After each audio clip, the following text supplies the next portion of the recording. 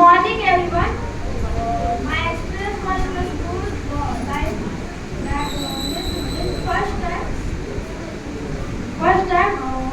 I was scared and I was worried about that. Everyone said that extended school is not good and then we see some seniors that will trouble you.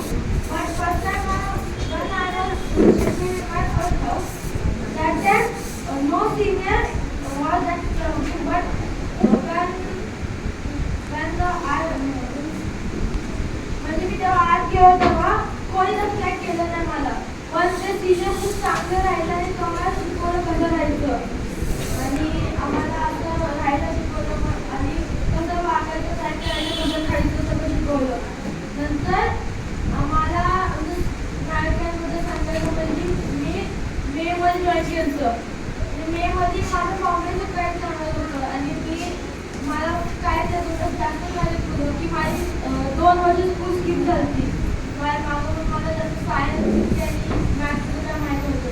मला मॅथ्समध्ये आवड होती म्हणून मी मॅथ्सचं चांगलं करायचं. मला algebra पण चांगलं होतं म्हणून मी खूप ट्राय केला पण मला अल्जेब्रा सगळं सांगितलं म्हणून मी सगळे सम ट्राय करते येत ना म्हणून ते आणि तेच करत सीओमध्ये मला खूप मोटिवेशन केलं.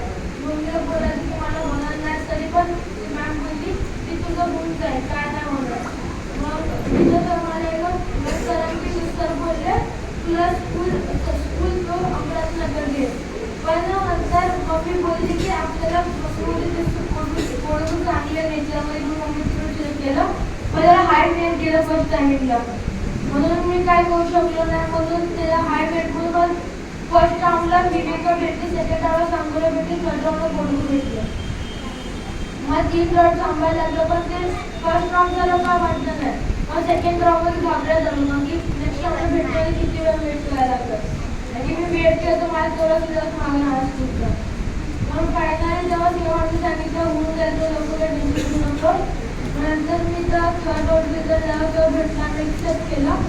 तेव्हा मेडिकलला गेलो तेव्हा सीओने सांगितलं काय तर तू मेडिकल पास होईल चालू काय नंतर काय आणि मी तयार केलं की आम्ही एका अकॅडमीत जायचं आणि मला एका डॉक्टर सांगितलं तो नॉकनी होतं म्हणून भीती वाटायची की नॉकनी आहे का नाही. मग तेव्हा मी सांगितलं की तुला काय नाही आवडत तुझा ते तू पास होशील. मग तेव्हा आत गेलो आणि मग ते माझं मेडिकल लवकर झालं पण नंतर रिपोर्ट बघितलं मी पास झालो.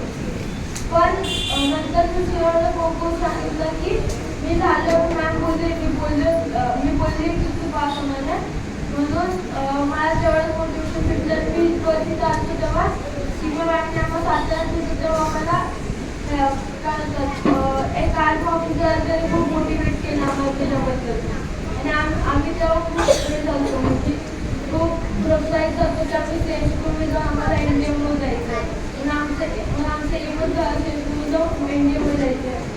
आणि सीओ मॅमने सांगितलं जेवढे एक्झाम येतात तेवढे एक्झाम